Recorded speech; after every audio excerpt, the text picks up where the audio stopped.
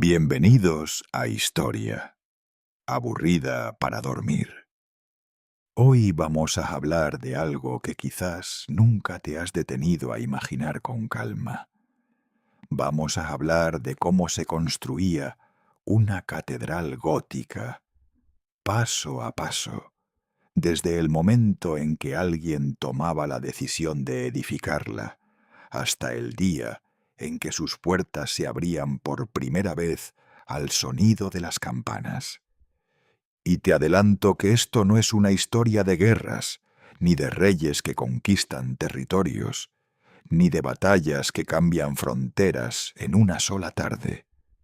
Es una historia mucho más lenta, una historia que se mide en décadas, a veces en siglos. Una historia en la que los hombres que pusieron la primera piedra no vivieron para ver el último arco terminado. En la que los hijos trabajaron donde trabajaron los padres y los nietos terminaron lo que los abuelos empezaron. Es, en muchos sentidos, la historia más paciente que existe.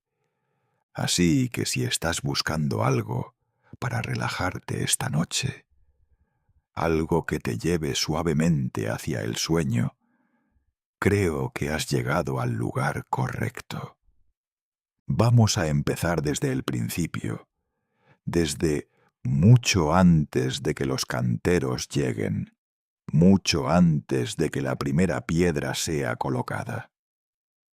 Vamos a empezar con una idea, con una conversación que, muy probablemente, ocurrió en una sala pequeña, iluminada por velas, en algún rincón de Europa, en torno al siglo XII o el siglo XIII. Imaginemos una ciudad. No tiene que ser París, ni Chartres, ni Colonia. Puede ser cualquier ciudad mediana de la época, con sus calles estrechas de tierra, sus casas de madera apretadas unas contra otras, su mercado ruidoso por las mañanas y silencioso por las noches. Una ciudad donde la mayoría de los edificios no superan los 2 pisos, donde el horizonte lo define el campanario de la iglesia vieja, la que lleva décadas en pie y que ya empieza a mostrar sus grietas, sus paredes inclinadas, sus pilares gastados por el tiempo y la humedad. En esa ciudad vive un obispo, o quizás un abad, dependiendo del lugar. Un hombre de cierta edad, acostumbrado a los rituales lentos de la vida eclesiástica, a los rezos del alba y a los rezos de la noche, a los libros copiados a mano y a las cartas que tardan semanas en llegar de una ciudad a otra. Este hombre lleva años pensando en lo mismo. La iglesia que tiene a su cargo es vieja, es pequeña, no es digna, según él, de la gloria que debería representar. Ha visto en sus viajes otras construcciones.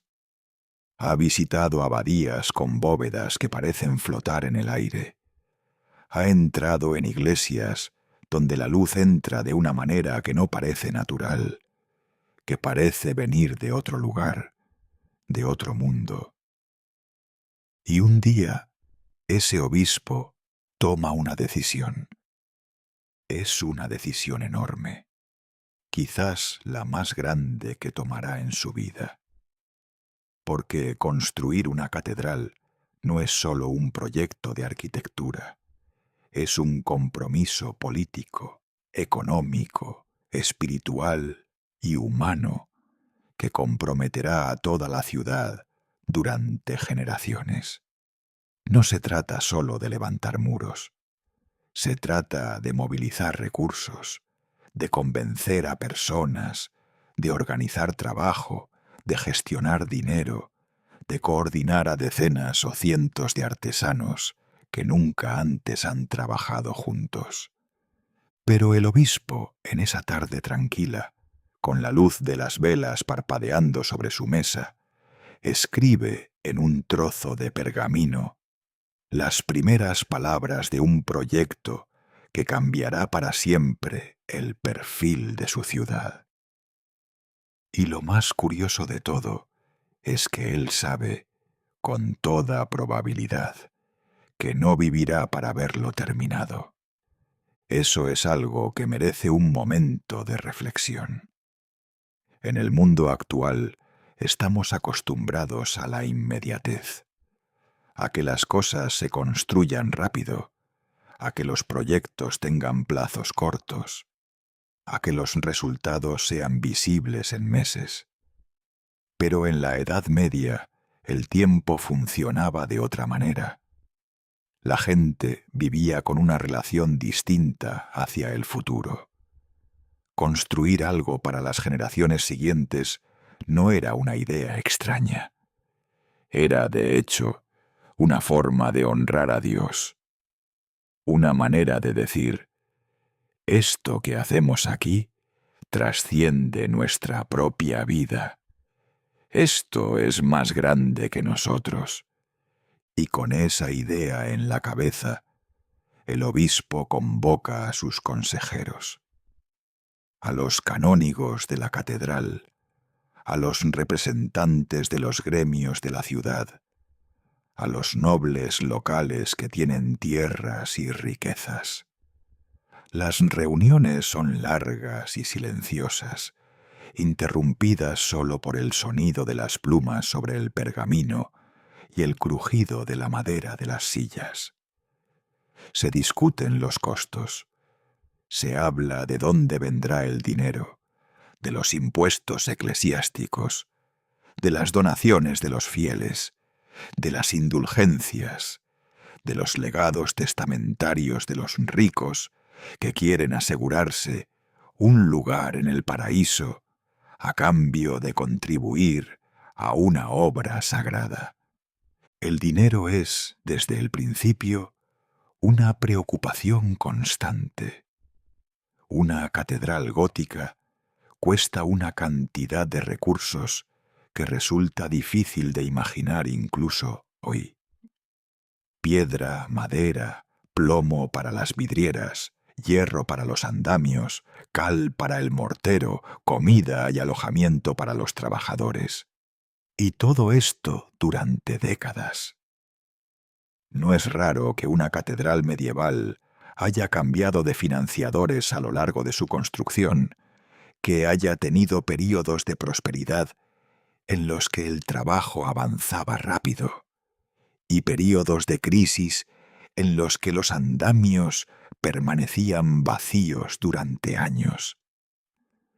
Pero antes de pensar en el dinero, hay que pensar en el lugar. ¿Dónde se construirá la nueva catedral? En la mayoría de los casos, la respuesta es obvia. En el mismo lugar donde estaba la iglesia vieja. Eso significa que lo primero que hay que hacer no es construir, sino demoler. Pero hacerlo con cuidado. Porque la gente de la ciudad sigue usando esa iglesia para sus rezos, sus bautismos, sus bodas y sus funerales. No puedes simplemente derribarla de golpe. Tienes que hacerlo en fases, manteniendo siempre una parte del edificio en uso, mientras la otra es desmantelada. A veces se construye primero una parte de la nueva catedral, lo suficiente para albergar los servicios religiosos más importantes, y sólo entonces se derriba el resto del edificio antiguo. Es un proceso lento, como todo lo que tiene que ver con esta historia. Una vez decidido el lugar, hay que decidir la orientación. Esto no es un detalle menor. Por tradición, las catedrales medievales se orientan de este a oeste. El altar mayor queda en el extremo oriental del edificio, apuntando hacia Jerusalén, hacia el lugar donde sale el sol, que en el simbolismo cristiano representa la resurrección y la luz divina. La entrada principal queda al oeste, donde el sol se pone, donde comienza el camino del fiel hacia Dios. Esta orientación no es sólo simbólica.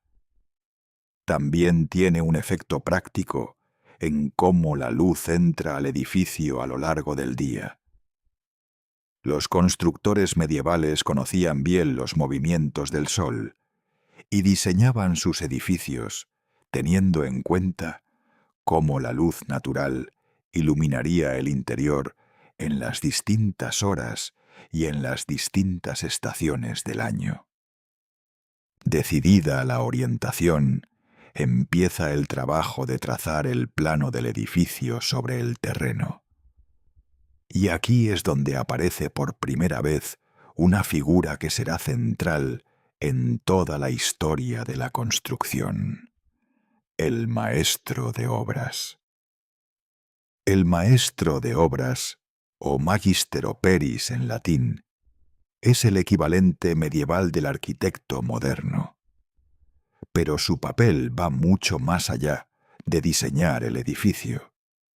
Es también el jefe de todos los artesanos, el responsable de la logística, el que toma las decisiones técnicas en el día a día, el que resuelve los problemas que surgen cuando la realidad no se ajusta a los planos. Es, en muchos sentidos, el corazón de todo el proyecto. ¿Cómo se convertía alguien en maestro de obras en la Edad Media? Era un camino largo. Empezaba, generalmente, como aprendiz en algún taller de canteros, donde un niño de 10 u 11 años aprendía los rudimentos del oficio: cómo se sostiene el cincel, cómo se golpea con el mazo, cómo se lee la veta de la piedra para saber por dónde cortarla sin que se rompa.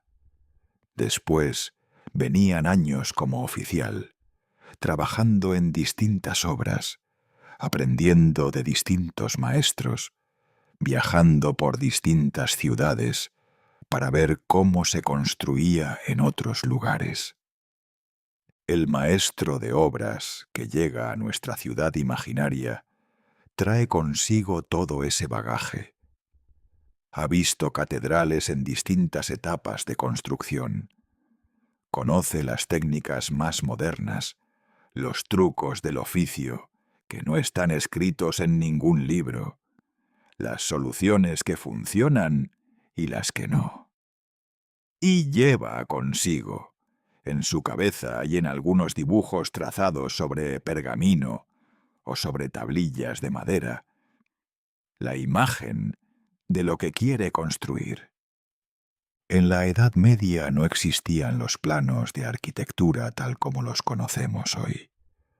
Los maestros de obras trabajaban con dibujos mucho más simples: plantas a escala reducida, perfiles de molduras, plantillas de madera que servían para reproducir las formas curvas de los arcos y las columnas. Muchos de los conocimientos más precisos no estaban escritos, sino que vivían en la memoria y en las manos de los artesanos. Se transmitían de maestro a aprendiz en una cadena continua que se extendía por generaciones. El maestro de obras se instala en la ciudad.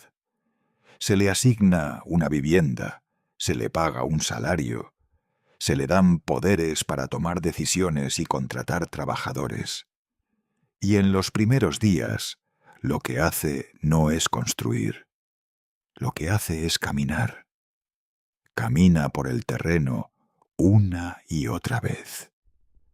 Lo observa en distintos momentos del día. Lo mira cuando llueve y cuando hace sol. Habla con los habitantes más viejos de la ciudad para saber cómo se comporta el suelo en las distintas estaciones, si hay manantiales subterráneos, si las inundaciones llegan a afectar esa zona. Después viene el trazado. El maestro de obras, ayudado por uno o dos de sus colaboradores más cercanos, traza sobre el terreno las líneas básicas del edificio. Lo hace con cuerdas, con estacas de madera, con polvo de cal.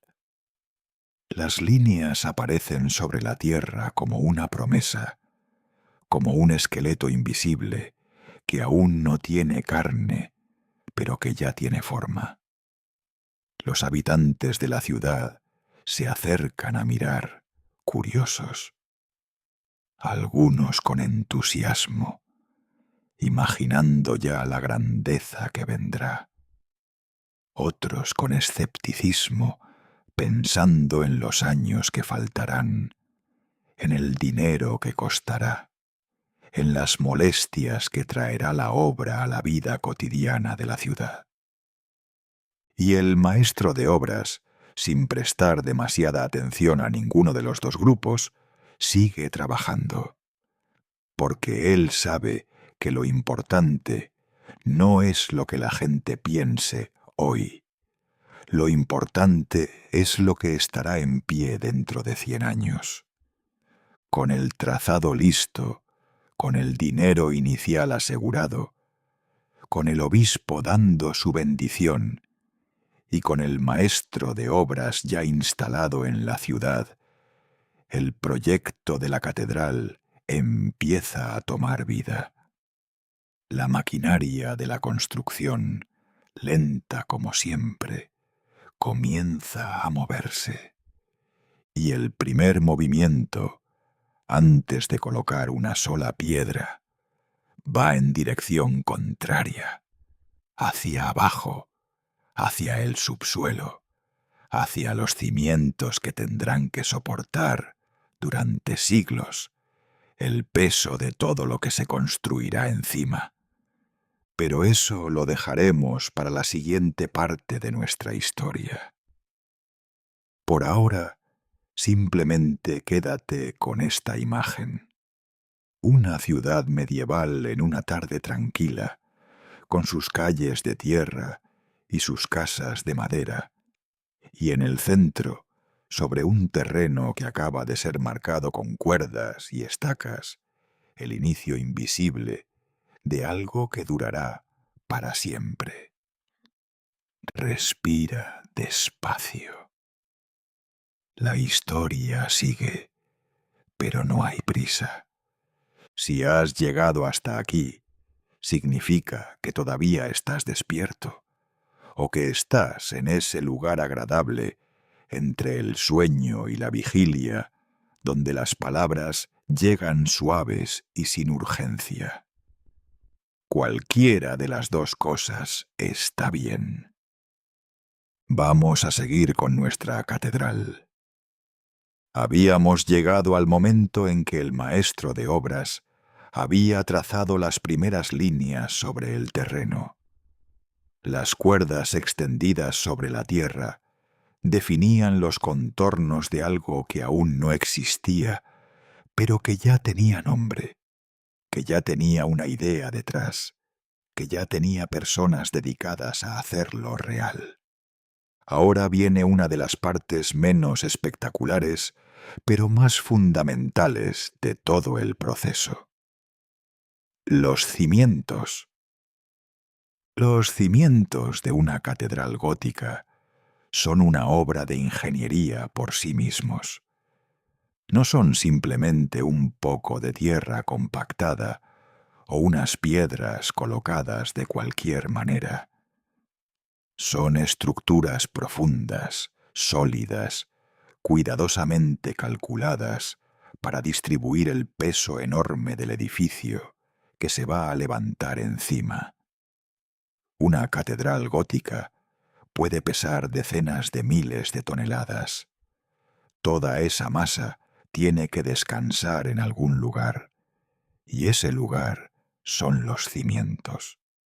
Antes de empezar a excavar, el maestro de obras necesita saber qué hay debajo de la superficie. Y en la Edad Media no existían las perforaciones geológicas ni los análisis de suelo modernos. Lo que existía era la experiencia, la observación y, en muchos casos, la prueba y el error. El maestro de obras hablaba con los habitantes del lugar, que conocían la tierra como conocen su propio patio. Observaba dónde crecían ciertos tipos de plantas que sólo prosperan en suelos con determinadas características. Miraba si el terreno era húmedo o seco, si tenía piedra cercana a la superficie o si era todo tierra suelta. En los casos más complicados se hacían excavaciones de prueba, pequeñas zanjas en distintos puntos del terreno para ver qué había debajo. A veces se encontraba roca sólida a poca profundidad, lo que era ideal. Otras veces el suelo era blando y arenoso, y había que cavar mucho más hondo para llegar a algo firme. Y en algunos casos, en ciudades construidas cerca de ríos o en zonas pantanosas, la solución era hundir pilotes de madera en el suelo, largas estacas que se clavaban por centenares en la tierra blanda para darle consistencia, sobre las cuales luego se construía una base de piedra. La excavación de los cimientos era un trabajo agotador. Se hacía a mano, con palas y picos, con azadas y con cestos de esparto o mimbre, para sacar la tierra al exterior. Decenas de trabajadores bajaban a las zanjas y trabajaban en silencio, o hablando poco, porque el trabajo físico intenso no deja mucho aliento para la conversación. Subían la tierra en cestos que otros pasaban de mano en mano hasta la superficie, donde se amontonaba formando pequeñas colinas a los lados de las excavaciones. El ruido de los picos contra la tierra o contra la piedra, el sonido sordo de los cestos al llenarse, los gritos breves de los capataces dando instrucciones. Eso era la banda sonora de los primeros meses de la construcción. A medida que las zanjas se hacían más profundas, empezaban a aparecer problemas. A veces el agua, el nivel freático, es decir, el nivel de agua subterránea, podía estar sorprendentemente cerca de la superficie en ciertas épocas del año. Cuando el agua comenzaba a filtrarse en las zanjas, los trabajadores la achicaban con cubos, en una cadena de hombres que pasaban los cubos llenos hacia arriba y los bajaban vacíos. Era un trabajo que podía durar días, especialmente después de lluvias intensas. Una vez que las zanjas estaban lo suficientemente profundas y el fondo era firme, comenzaba el relleno con piedra. Se echaba piedra gruesa en el fondo, luego capas de mortero, luego más piedra, en un proceso que se repetía hasta llenar la zanja y crear una base sólida sobre la que después se levantarían los muros y las columnas. Pero mientras todo esto ocurría bajo tierra, algo igualmente importante estaba sucediendo lejos de la ciudad. Algo que en muchos sentidos era el corazón logístico de toda la construcción. La cantera. Una catedral necesita piedra, mucha piedra, una cantidad de piedra que cuesta trabajo imaginar. Solo para los cimientos se podían necesitar varios miles de bloques de distintos tamaños. Y para los muros, las columnas, los arcos, las torres y todos los detalles decorativos, la cifra se multiplicaba enormemente. Se habla, en el caso de las grandes catedrales góticas de Francia, de cientos de miles de toneladas de piedra extraídas y transportadas a lo largo de décadas. La elección de la cantera era, por tanto, una decisión estratégica de primer orden.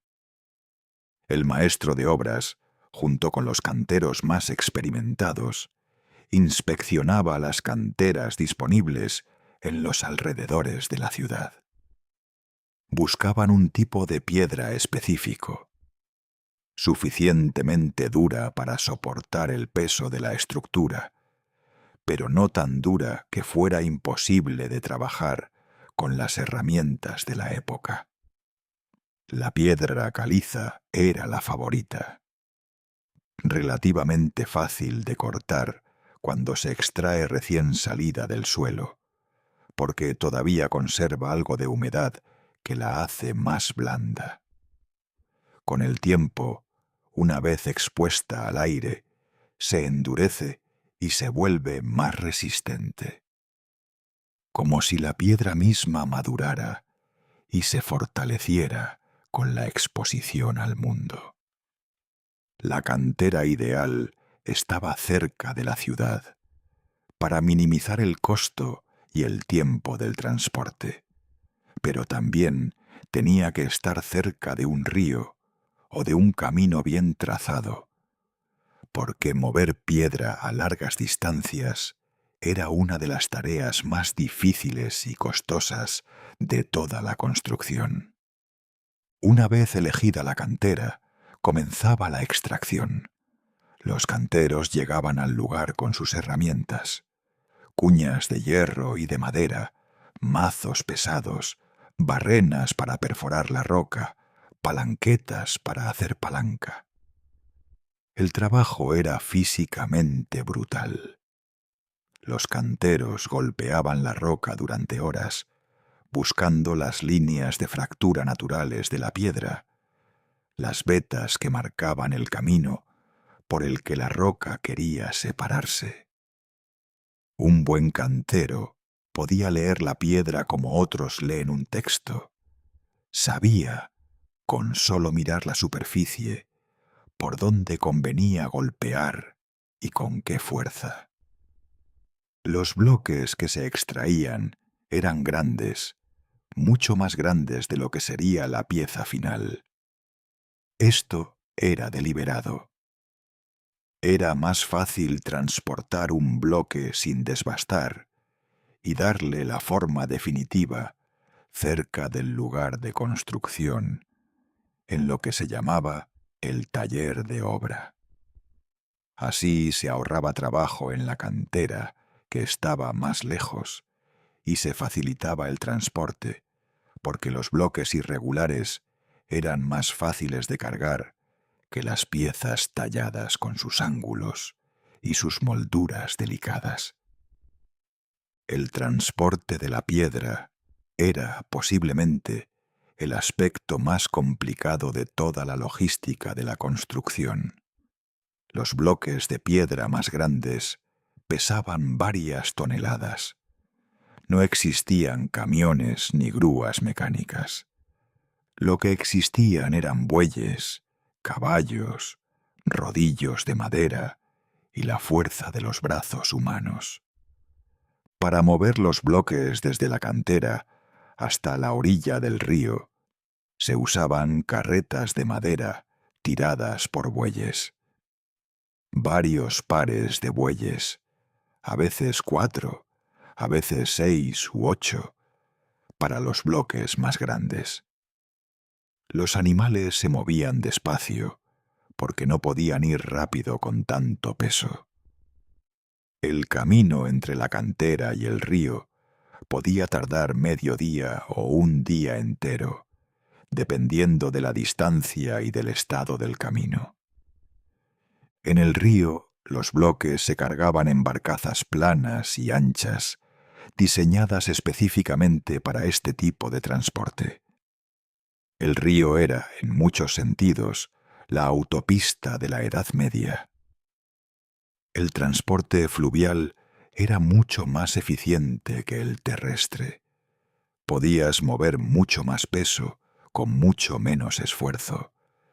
Por eso muchas de las grandes catedrales góticas se construyeron en ciudades junto a ríos.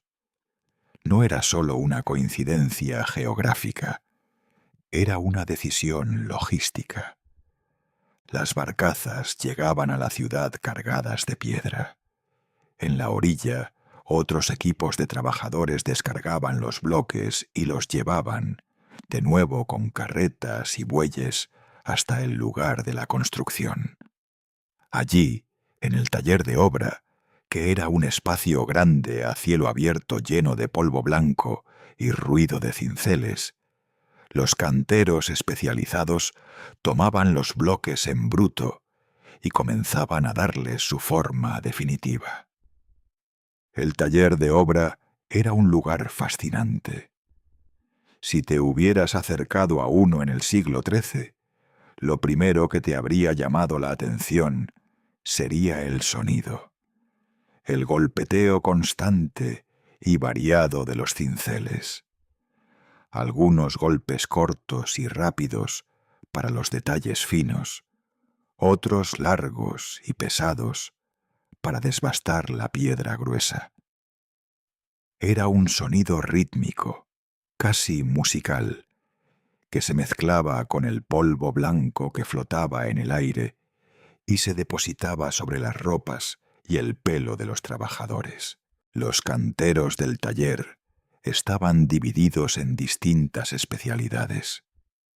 Estaban los que desbastaban, los que tomaban los bloques en bruto y los reducían a sus formas básicas, quitando el exceso de piedra con mazos y cinceles anchos.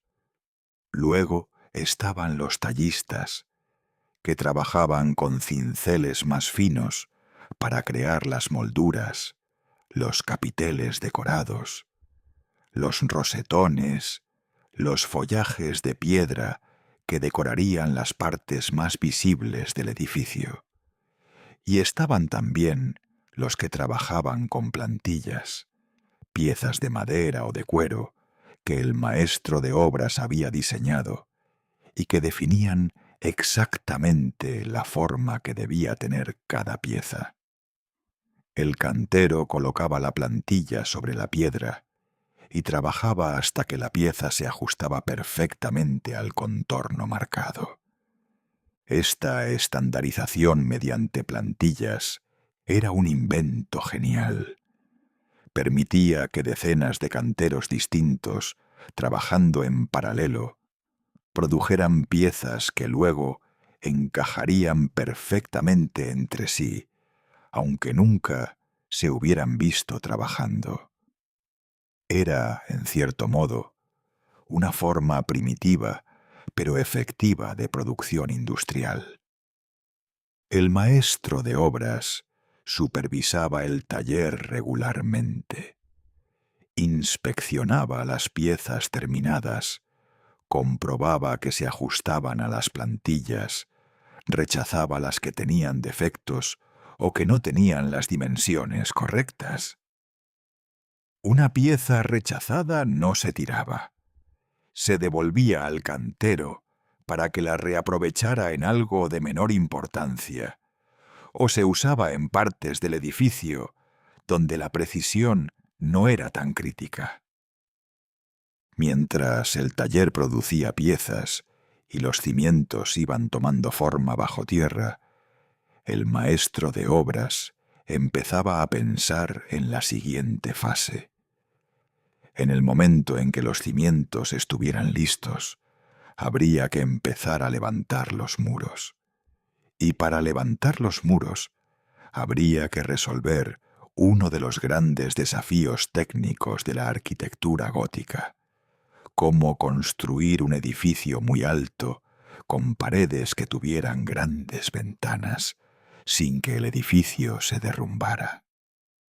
Ese problema y la solución elegante que los constructores medievales encontraron para él es la esencia del estilo gótico. Y lo vamos a explorar despacio, con calma, en la siguiente parte de esta historia.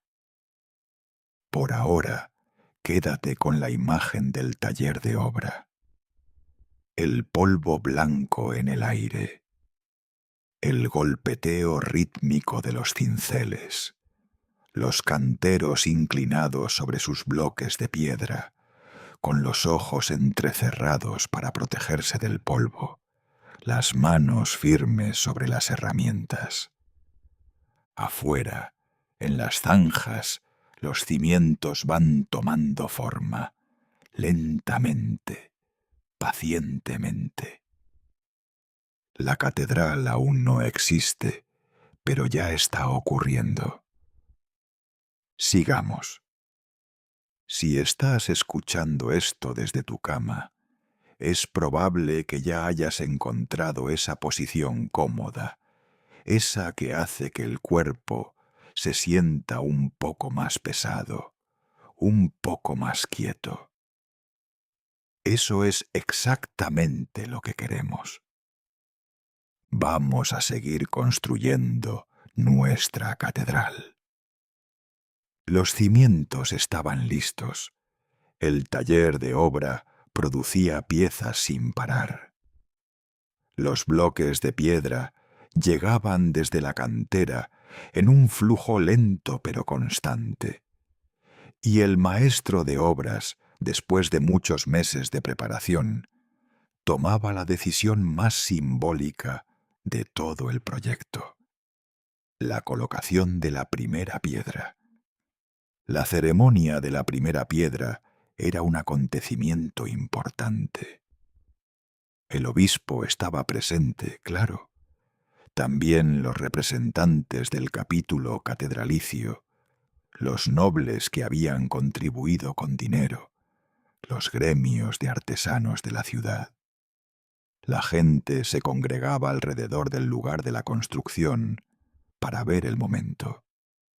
Se rezaban oraciones, se cantaban salmos, se pedía la bendición divina para la obra que comenzaba. El obispo colocaba la primera piedra con sus propias manos, o al menos hacía el gesto simbólico de colocarla, con la ayuda de los canteros que la sostenían.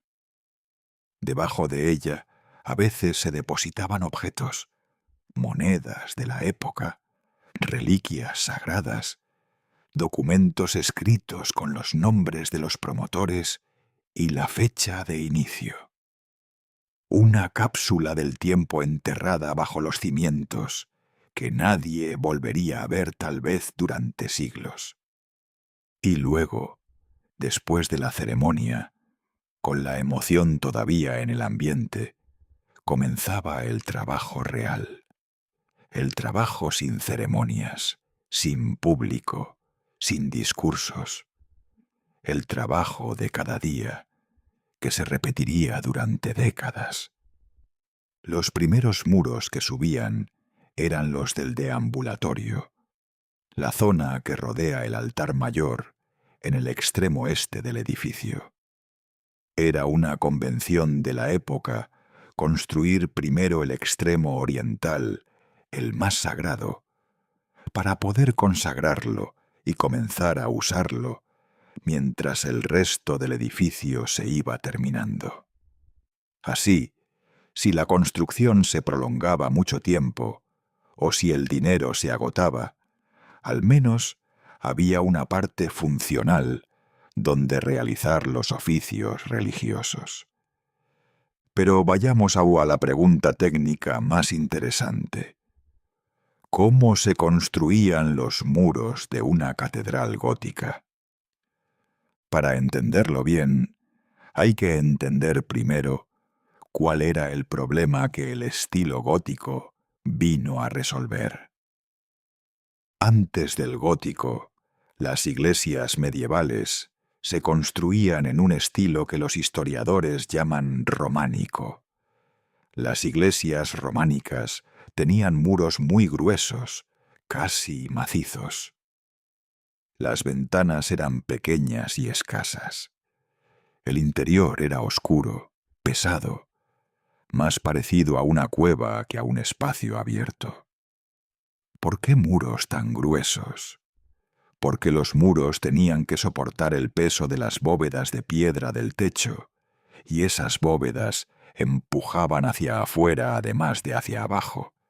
Para resistir ese empuje lateral, los muros tenían que ser muy gruesos o se derrumbaban. El genio del gótico fue encontrar una manera de separar la función estructural de los muros de su función como cerramiento. En el estilo gótico, los muros ya no tienen que soportar todo el peso del edificio. Ese peso se concentra en puntos específicos, en las columnas y los pilares del interior. Y desde esos pilares, los empujes laterales de la bóveda se transmiten al exterior a través de unos elementos estructurales extraordinarios, los arbotantes. El arbotante es, en su forma más simple, un arco que salta desde la parte alta del muro exterior del edificio hasta un contrafuerte macizo situado más lejos, alejado del muro. Este arco captura el empuje lateral de la bóveda interior y lo lleva hasta el contrafuerte, que lo transmite al suelo.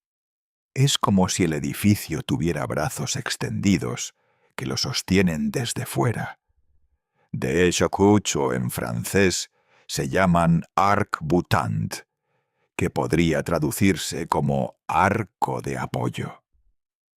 El resultado es sorprendente. Una vez que el empuje lateral está controlado por los arbotantes, los muros del interior dejan de tener que ser gruesos y macizos. Pueden ser finos, ligeros y, lo más importante, pueden estar llenos de ventanas. Enormes ventanas que antes eran imposibles, porque debilitar el muro con un hueco grande significaba arriesgarse a que colapsara. Y eso era exactamente lo que querían los constructores medievales. Porque en la teología de la época, la luz tenía un significado profundo. La luz era la presencia de Dios. Llenar el interior de una catedral con luz era una manera de hacer presente lo divino en el espacio físico. No era una cuestión estética, o no era solo una cuestión estética. Era una cuestión espiritual, teológica, casi filosófica. Pero construir arbotantes era técnicamente muy difícil. Primero había que calcular exactamente cuánto empuje generaba la bóveda interior en cada punto, y diseñar un arbotante con la curva y el grosor adecuados para capturarlo. Este cálculo, en la Edad Media, no se hacía con fórmulas matemáticas como lo haríamos hoy. Se hacía con experiencia, con intuición, con el conocimiento acumulado de generaciones de constructores. El maestro de obra sabía, por haber visto otros edificios y por haber aprendido de sus maestros, qué proporciones funcionaban y cuáles no. Y también aprendía de los fracasos, propios y ajenos, los arbotantes que se habían quebrado, las bóvedas que se habían hundido, los campanarios que se habían torcido. Cada fracaso era una lección que se transmitía de maestro a aprendiz junto con las técnicas que funcionaban. Para construir un arco, ya fuera un arco interior o un arbotante exterior, se necesitaba una cimbra. La cimbra era una estructura temporal de madera que se construía con la forma exacta del arco que se quería hacer, y sobre la que se colocaban las piedras del arco mientras el mortero se fraguaba. Era como un molde temporal. Una vez que el mortero se había endurecido y el arco podía sostenerse solo, se retiraba la cimbra de madera, que se reutilizaba para el siguiente arco. Construir las cimbras requería a los carpinteros más hábiles de la obra.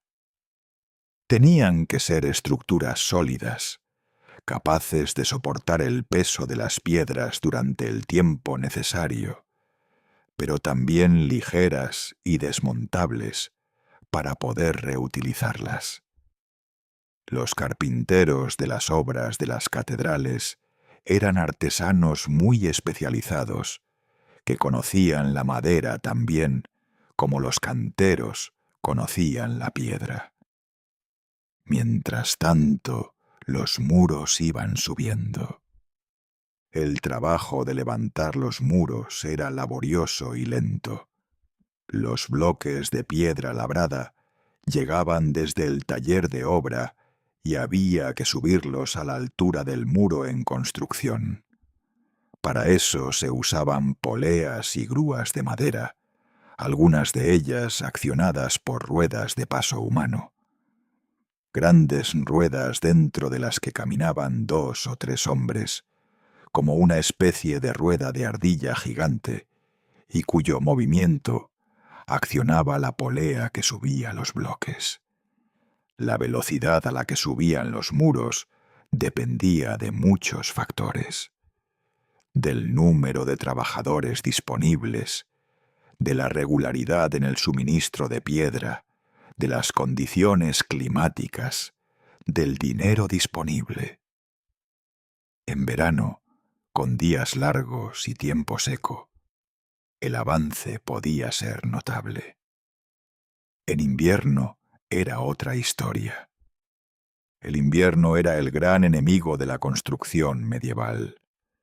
El frío hacía que el mortero no fraguara correctamente o que se helara antes de endurecer, lo que dejaba las juntas débiles y podía comprometer la estabilidad del muro. Cuando las temperaturas caían por debajo de cierto nivel, la obra se detenía. Los andamios y las partes del muro que no estaban terminadas se cubrían con paja o con sacos de arena para protegerlas del hielo. Los trabajadores que eran residentes permanentes de la ciudad sobrevivían el invierno realizando otros trabajos en el taller. Los que eran temporeros y habían venido de lejos para trabajar en la obra regresaban a sus lugares de origen hasta la primavera. Y cuando la primavera llegaba, comenzaba otra vez el ciclo. Los capataces inspeccionaban el estado de los muros después del invierno, comprobaban si había grietas o daños, reforzaban lo que fuera necesario y la construcción retomaba su ritmo. Ahora hablemos de algo que para muchos es lo más hermoso de toda la catedral: las vidrieras. Las vidrieras son esas ventanas de cristal de colores que llenan el interior de las catedrales con una luz que parece mágica, que no parece venir del sol, sino de algún otro lugar. Son quizás el elemento más reconocible del estilo gótico, el que más impacto visual produce en quien entra a una catedral por primera vez. Hacer una vidriera en la Edad Media era un proceso largo, delicado y extraordinariamente especializado. Todo empezaba con el vidrio. En la época medieval, el vidrio se fabricaba soplando. El vidriero tomaba una masa de vidrio fundido en el extremo de un tubo largo de hierro y soplaba para crear una burbuja que luego se extendía y aplastaba para formar una lámina plana.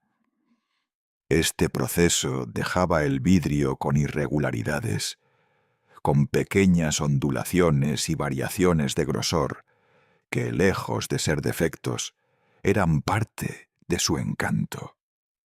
Esas irregularidades hacían que la luz se refractara de maneras distintas en distintos puntos del vidrio, creando esos efectos de movimiento y profundidad que todavía hoy son difíciles de reproducir artificialmente. Para dar color al vidrio, se añadían distintos metales o minerales al vidrio fundido. El cobre daba el rojo, el cobalto daba el azul, la plata daba el amarillo, el hierro daba el verde. Cada color requería proporciones precisas y temperaturas específicas durante la fundición. El maestro vidriero conocía esos secretos y los guardaba celosamente. Una vez que las láminas de vidrio coloreado estaban listas, el maestro vidriero diseñaba la composición de la ventana. Generalmente representaba escenas bíblicas, vidas de santos, figuras de ángeles o símbolos teológicos. El diseño se trazaba a tamaño real sobre una mesa grande y luego se cortaban los trozos de vidrio de colores siguiendo ese diseño. Cortar el vidrio era un arte en sí mismo. Se hacía con un hierro calentado al rojo que se pasaba por la superficie del vidrio siguiendo la línea de corte, creando una tensión que hacía que el vidrio se partiera limpiamente. En manos expertas, las piezas resultantes tenían exactamente la forma deseada. En manos inexpertas, el vidrio se rompía de maneras inesperadas, desperdiciando material valioso. Las piezas de vidrio cortadas se unían entre sí con plomos, tiras de plomo en forma de H que encajaban en los bordes de las piezas y se soldaban en sus puntos de cruce. El plomo era flexible, lo que permitía crear composiciones de formas complejas y curvas, y también era resistente al paso del tiempo. Los plomos de las vidrieras medievales que han llegado hasta nuestros días son testigos silenciosos de esa destreza artesanal. Una vez terminada la vidriera, se colocaba en su lugar en la ventana y se fijaba con barras de hierro que le daban soporte y la protegían de la presión del viento. Y entonces ocurría algo que ningún maestro vidriero podía controlar del todo. La luz del sol la atravesaba por primera vez y transformaba el interior de la catedral en algo que no tiene equivalente en ningún otro tipo de espacio construido por el ser humano. La luz azul de las ventanas altas, el rojo profundo que se derrama sobre el suelo de piedra en la tarde, el verde frío de las primeras horas de la mañana. Cada hora del día, cada estación del año, producía efectos distintos. Una catedral con sus vidrieras completas era, en cierto modo, un ser vivo que cambiaba constantemente con la luz. Los trabajadores que estaban construyendo el edificio veían esos efectos, a veces, cuando trabajaban en el interior. Un cantero que estaba colocando una moldura en lo alto de un muro podía detenerse un momento y mirar cómo la luz de una vidriera recién colocada teñía de azul el polvo que flotaba en el aire. Y tal vez, en ese momento, sentía algo parecido a lo que el obispo había sentido cuando tomó la decisión de construir. Algo que iba más allá del trabajo, más allá del salario, más allá del cansancio de los brazos. Algo que recordaba por qué estaban allí. Pero los trabajadores no eran solo canteros y vidrieros. Eran muchas más personas, con muchos oficios distintos, y la vida cotidiana de una obra de catedral medieval era un mundo en sí mismo. Un mundo con sus propias reglas, sus propios ritmos, sus propias alegrías y sus propios conflictos.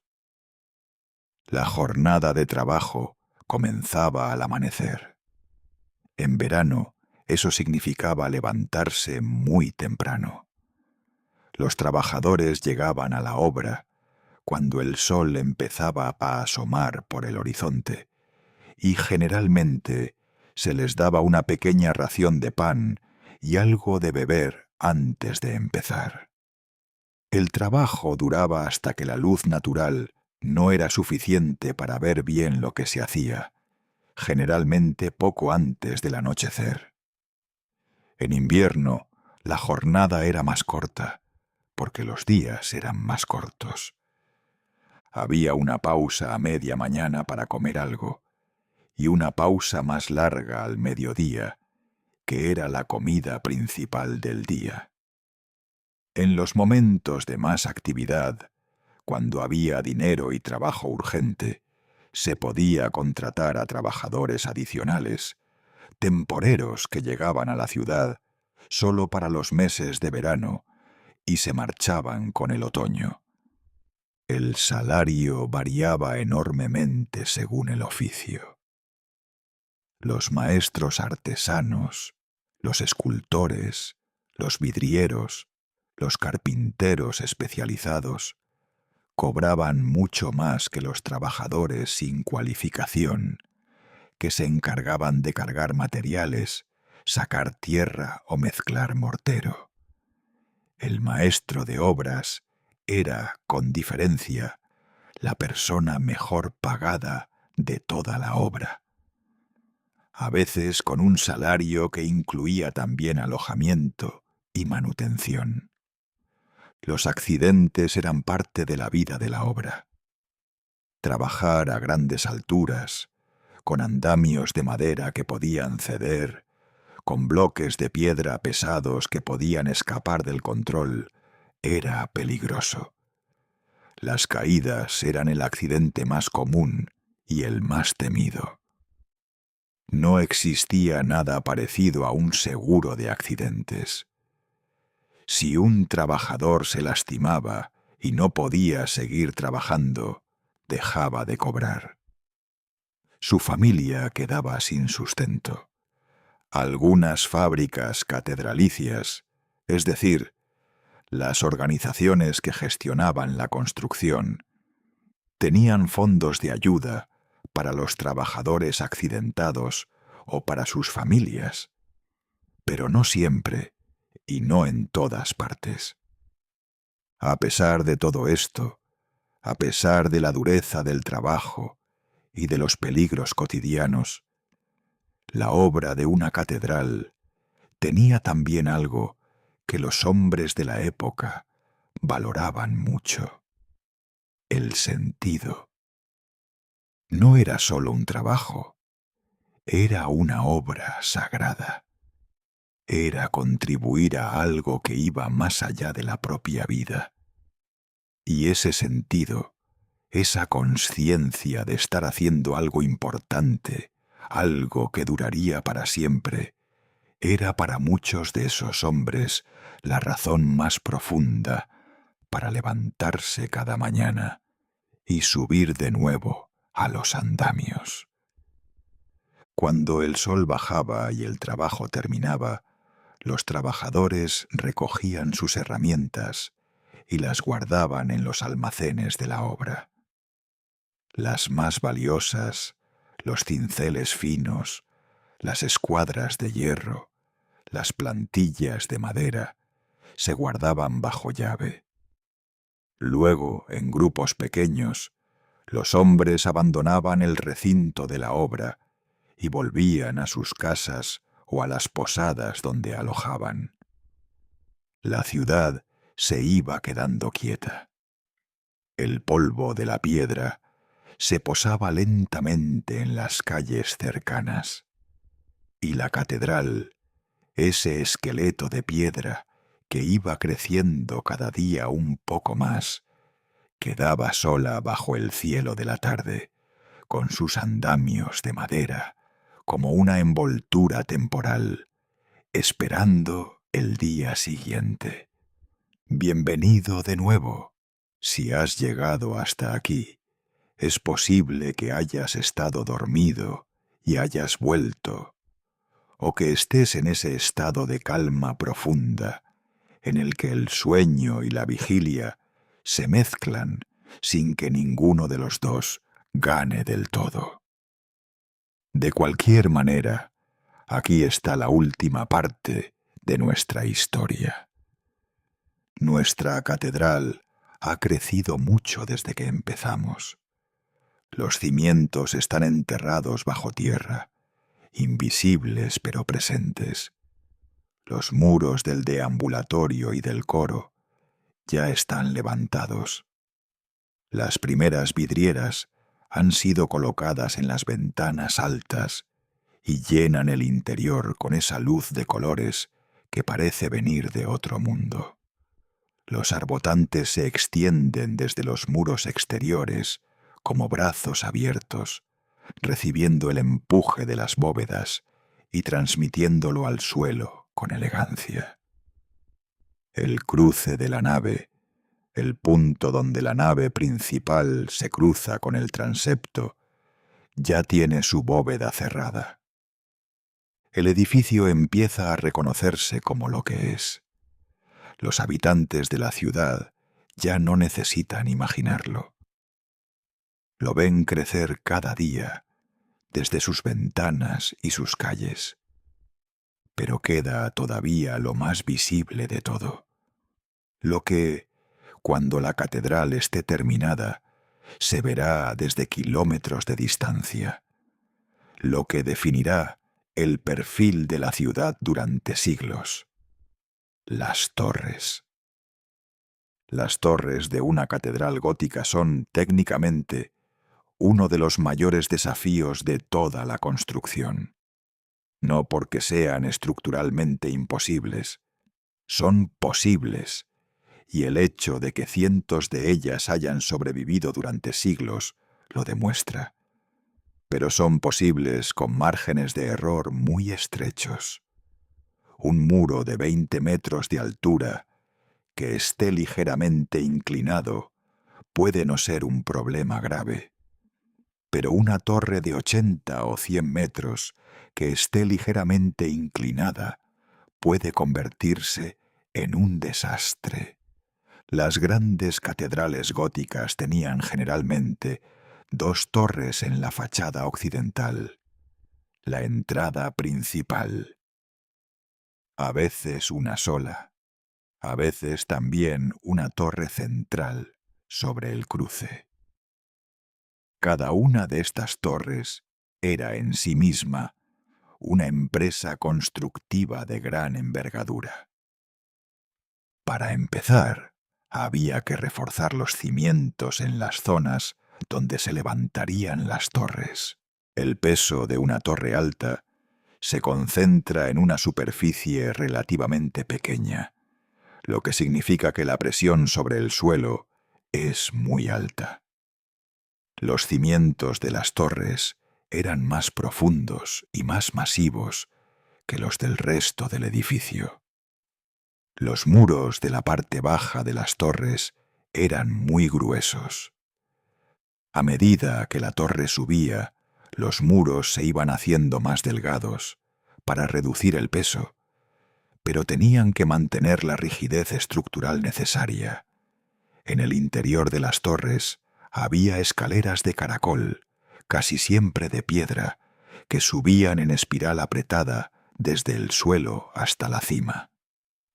Subir por esas escaleras en la actualidad en las catedrales que todavía las conservan y las abren al público, es una experiencia extrañamente física. Los escalones son irregulares, desgastados por siglos de pies. La oscuridad se rompe solo por pequeñas ventanas que pasan como destellos a medida que subes. El espacio es estrecho y la escalera gira y gira sin parar, hasta que de repente emerges al exterior, al viento y a la vista de la ciudad extendida debajo. En la obra medieval, esa escalera de caracol era el camino diario de muchos trabajadores. Los canteros que trabajaban en la parte alta de la torre subían por ella cada mañana cargando sus herramientas. Los que acarreaban materiales subían también, a veces con cargas sobre la espalda, en tramos que las poleas no podían alcanzar. Era un trabajo duro, en el sentido más literal y físico de la palabra.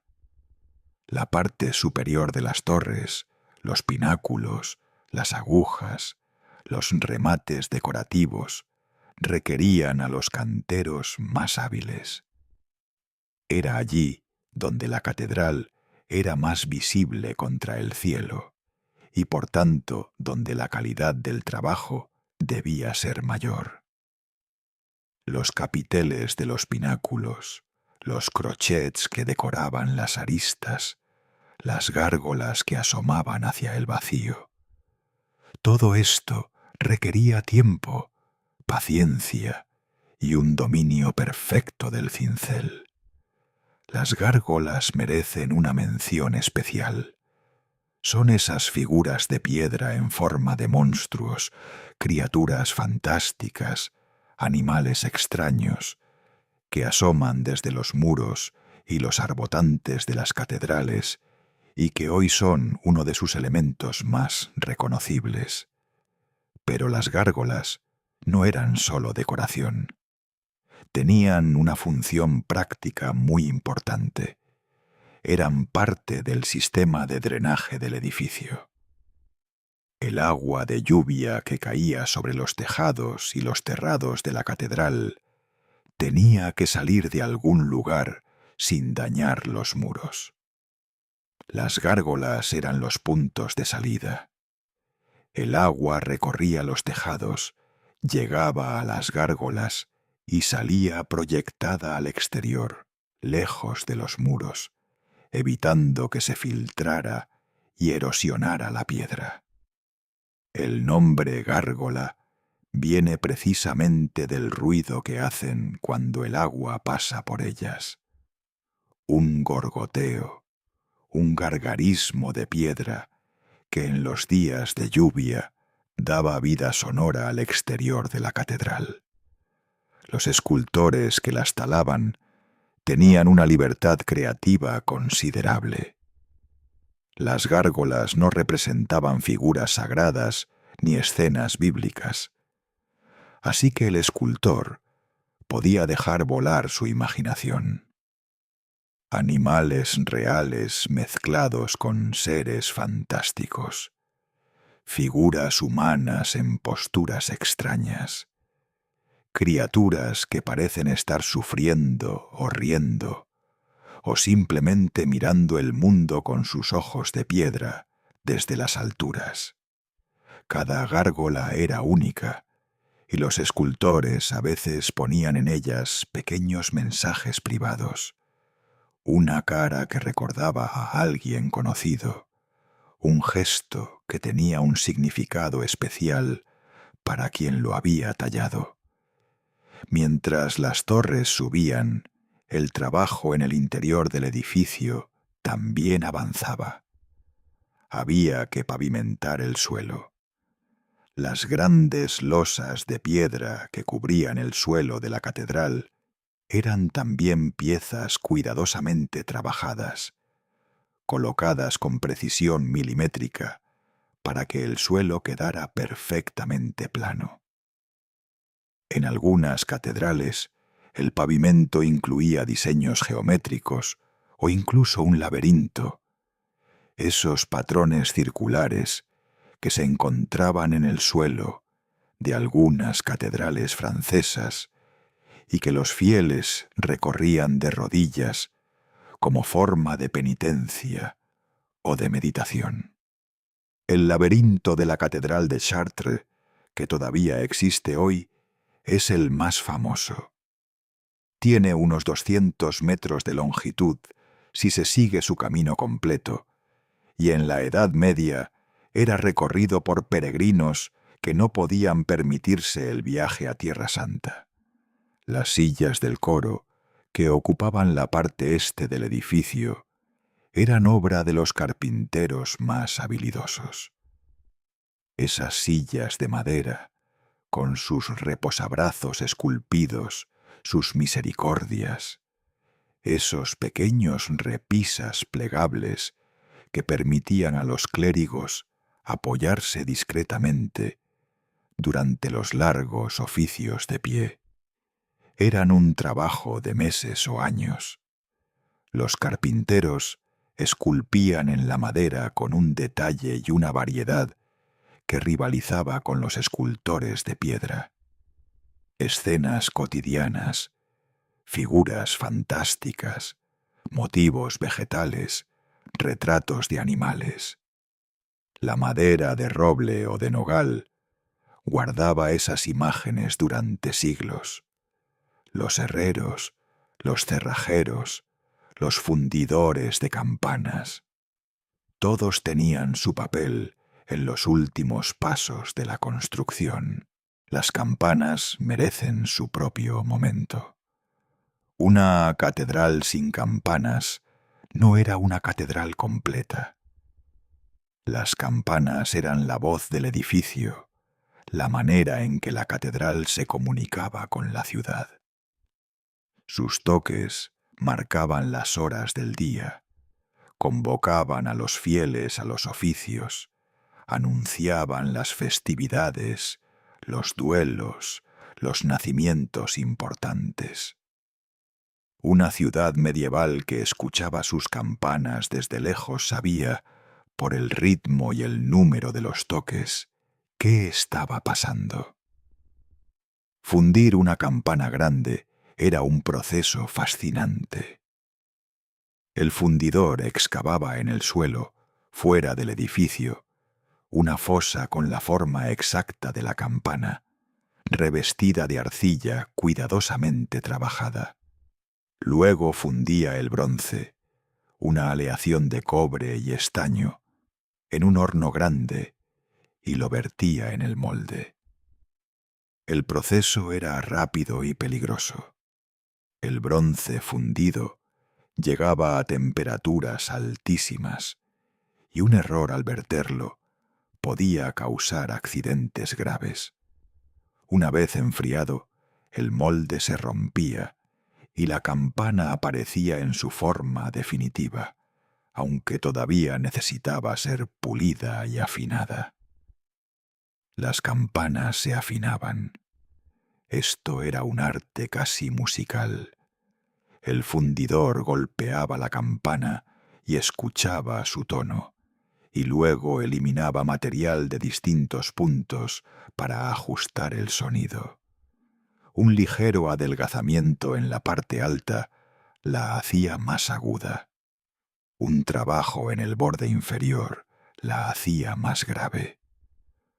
Un buen fundidor de campanas podía afinar una campana con una precisión sorprendente, haciendo que encajara con las otras campanas de la catedral para crear una armonía que llenara la ciudad de un sonido reconocible y hermoso. Subir las campanas a la torre era, logísticamente, uno de los mayores retos de los últimos pasos de la construcción. Una campana grande podía pesar varias toneladas. Subirla hasta lo alto de una torre de muchos metros, con las poleas y las cuerdas disponibles en la época, requería días de preparación y muchos hombres coordinados. Y entonces, cuando las campanas estaban en su lugar, cuando los últimos detalles de la fachada occidental estaban terminados, cuando el pavimento del suelo estaba completo y las vidrieras cubrían todas las ventanas, llegaba el momento que todos habían esperado durante décadas. La consagración. La consagración de una catedral era la ceremonia más importante de su historia, más importante que la colocación de la primera piedra, porque la primera piedra era el inicio de una promesa. La consagración era su cumplimiento. El obispo, o en los casos más importantes el arzobispo, o incluso el papa, presidía la ceremonia. Se convocaba a clérigos de toda la región. Llegaban peregrinos de lejos. Los habitantes de la ciudad, que habían vivido con la obra durante años, que habían crecido viendo los andamios y escuchando el golpeteo de los cinceles, llenaban el exterior del edificio con una mezcla de emoción y de algo que tal vez era más difícil de nombrar: el orgullo de haber contribuido a algo que iba a durar mucho más que sus propias vidas. La ceremonia comenzaba fuera, con una procesión alrededor del edificio. El obispo golpeaba 3 veces las puertas cerradas con su báculo, y las puertas se abrían hacia el interior. La procesión entraba, y por primera vez el edificio acogía a toda la comunidad reunida. El efecto del espacio interior de una catedral gótica, en alguien que lo veía por primera vez, debía de ser abrumador. No hay manera de recrearlo exactamente con palabras, pero podemos intentarlo. Imagina que entras por las puertas de la fachada occidental. Delante de ti se extiende la nave principal, larga, flanqueada a ambos lados por las naves laterales, separadas por filas de columnas esbeltas. Las columnas suben, suben, mucho más alto de lo que esperabas, y en lo alto se convierten en las nervaduras de la bóveda, que se abre sobre tu cabeza como una mano abierta de piedra. La bóveda está tan alta que a primera vista parece que el techo flota, suspendido en el aire por alguna razón que no alcanzas a comprender. Y entonces está la luz de las vidrieras que llena el espacio de colores que cambian con los movimientos de las nubes fuera, que se mueven sobre el suelo de piedra y sobre los rostros de las personas, que hacen que el interior del edificio parezca estar vivo de una manera que ninguna construcción ordinaria puede imitar. El silencio, o más bien, el tipo de silencio particular que tienen las catedrales. Ese silencio que no es ausencia de sonido, sino presencia de espacio. Cuando mucha gente está dentro de una catedral gótica y nadie habla, lo que se escucha es el edificio mismo, el eco suave de los pasos, el murmullo de las respiraciones, la resonancia particular de ese espacio inmenso que hace que los sonidos lleguen suavizados desde lejos.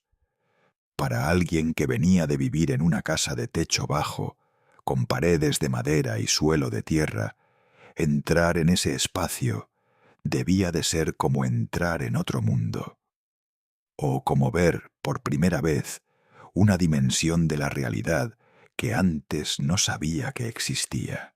Ese era el objetivo. No solo el objetivo artístico o arquitectónico, el objetivo espiritual, el que los teólogos y los obispos y los maestros de obras habían tenido en mente desde el principio: hacer que el ser humano se sintiera pequeño de una manera que no fuera aterradora, sino liberadora. Hacer que la vastedad del espacio recordara la vastedad de algo mayor. Hacer que entrar en la catedral fuera, en sí mismo, una experiencia de lo sagrado. La ceremonia de consagración duraba horas. Había oraciones, cantos, lecturas. Se consagraban los altares uno a uno. Se rezaba por los que habían construido el edificio, incluyendo los que ya habían muerto durante los años de la obra. Porque en una catedral de construcción larga era habitual que varios maestros de obras se hubieran sucedido, que trabajadores de distintas generaciones hubieran puesto sus manos en las mismas piedras. La ceremonia los recordaba a todos, los presentes y los ausentes. Y cuando la ceremonia terminaba, cuando el obispo daba la bendición final y las puertas se abrían para que los fieles salieran, el edificio quedaba solo por primera vez, solo con su silencio, con su luz, con sus piedras que guardaban el trabajo de décadas y de manos que ya no estaban. Pero la catedral no terminaba con la consagración. En muchos sentidos, la consagración era solo el final del primer capítulo, porque los edificios viven, se deterioran, se reparan, se transforman. Las vidrieras se rompen en las tormentas y se reemplazan con diseños distintos. Las torres se quedan sin terminar durante generaciones, y luego un nuevo mecenas aparece con dinero y voluntad para completarlas. Los incendios, frecuentes en la Edad Media, destruyen los tejados de madera y obligan a reconstruirlos. Las guerras dañan las fachadas, los terremotos agrietan los cimientos, y cada generación que se encarga de la catedral deja algo de sí misma en ella. Una capilla añadida en el lateral, un retablo nuevo en un altar, un sepulcro para un obispo importante, una ampliación del coro. Las grandes catedrales góticas que conocemos hoy son, en realidad, capas de tiempo superpuestas. Si miras con atención las piedras de una catedral, puedes ver las distintas épocas. La piedra más oscura y más desgastada de las partes más antiguas, junto a la piedra más clara y más regular de las restauraciones modernas. Los estilos cambian sutilmente de una zona a otra, revelando que esta parte la hizo un maestro del siglo XIII y aquella otra un artesano del siglo XV. Es como un palimpsesto, como un texto que ha sido escrito y reescrito encima de sí mismo, pero en el que todavía se pueden leer todas las versiones anteriores. Hay catedrales que tardaron 2 siglos en construirse, otras 3. La Catedral de Colonia, en Alemania, empezó a construirse en el año 1248. Las torres principales no se terminaron hasta el año 1880. Más de 600 años de construcción, con largas interrupciones en el medio, durante las cuales las torres inacabadas convivieron con la ciudad como un símbolo permanente de algo que estaba por terminar. ¿Qué significa eso? ¿Qué significa que una construcción dure 600 años? Significa que la catedral pertenece a decenas de generaciones, que ninguna persona puede reclamarla como suya, que es, en el sentido más profundo de la palabra, colectiva, un regalo de muchos para muchos más, que se extiende hacia adelante en el tiempo tanto como se extiende hacia atrás. En el mundo actual, cuando la mayoría de los edificios se diseñan para durar 30 o 40 años y luego ser demolidos o renovados, hay algo profundamente distinto en la idea de construir para la eternidad. No porque la eternidad exista de manera literal, sino porque la intención de crear algo duradero cambia la naturaleza de lo que se hace, cambia la calidad del trabajo, la paciencia con que se aplica, el cuidado que se pone en cada detalle, aunque ese detalle esté en lo alto de una torre donde nadie lo verá jamás desde cerca.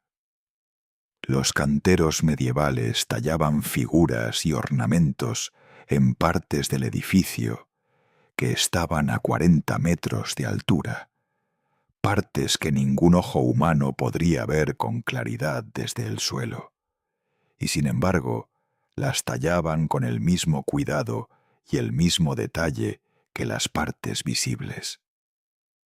Cuando alguien preguntaba por qué se tomaban ese trabajo, la respuesta era simple: Dios puede verlas. Era una respuesta que decía mucho sobre cómo entendían su trabajo. No como algo que se hace para ser visto y admirado, como algo que se hace porque merece ser hecho bien. Y eso, quizás, es el legado más profundo de las catedrales góticas. No la grandeza de sus torres, ni la belleza de sus vidrieras, ni la elegancia de sus arbotantes. Es esa idea de que el trabajo hecho con cuidado, con paciencia, con honestidad, tiene un valor que va más allá del reconocimiento inmediato. Que construir bien, construir de verdad, es en sí mismo una forma de decir algo importante sobre quiénes somos. Las catedrales siguen ahí, en Chartres, en Reims, en Amiens, en Colonia, en León, en Burgos. En ciudades grandes y en ciudades pequeñas, que quizás no conoces, pero que guardan en su centro, entre calles estrechas, una catedral que lleva siglos mirando el horizonte. Siguen recibiendo luz por las mismas ventanas que los maestros vidrieros instalaron hace 800 años. Las mismas piedras que los canteros tallaron en el taller de obra siguen en su lugar, con el desgaste del tiempo pero firmes. Los arbotantes siguen haciendo su trabajo silencioso, recibiendo los empujes de las bóvedas y transmitiéndolos al suelo sin que nadie los mire ni los agradezca. Y cuando entras en una de esas catedrales un día, cualquiera, sin turistas, sin música, sin ceremonia, y te quedas quieto un momento en medio de la nave y miras hacia arriba, hacia esas bóvedas que flotan tan alto sobre tu cabeza, hay algo que ocurre, algo difícil de describir con precisión, una especie de quietud que no fabricas tú, sino que el edificio te da, una sensación de que el tiempo funciona de manera distinta dentro de esas paredes, más lento, más amplio, más generoso. Tal vez eso era exactamente lo que querían conseguir. Y tal vez lo consiguieron. Eso es todo por esta noche. Gracias por acompañarnos en historia aburrida para dormir. Si este video te ha ayudado a relajarte, a descansar, o simplemente a pasar un rato en compañía tranquila de la historia, nos alegra mucho saberlo. Déjanos un comentario contándonos desde dónde nos escuchas, dale a me gusta si te ha gustado y suscríbete si quieres más historias como esta. Buenas noches, descansa bien y que los sueños sean tan altos como las torres de piedra.